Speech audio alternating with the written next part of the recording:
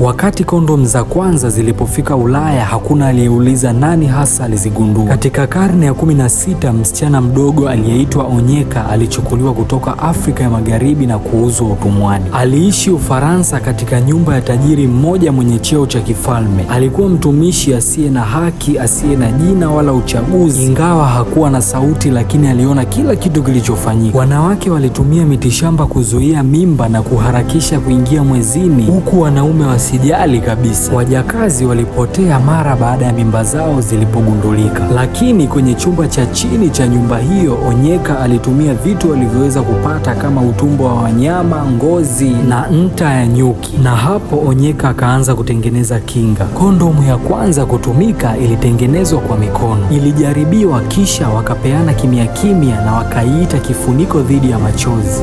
Baadaye wanaume walianza kuziomba na wazo hilo likaanza kusambaa katika nyumba, madanguro na hata miji, na hakuna aliyejua zilikotoka. Na baada ya miaka mingi, kondom za kwanza rasmi zikaanza kuonekana katika maduka ya dawa huko Europe, na waliohusishwa na ugunduzi huo walikuwa wanaume wenye vyeo, lakini Onyeka alisahaulika.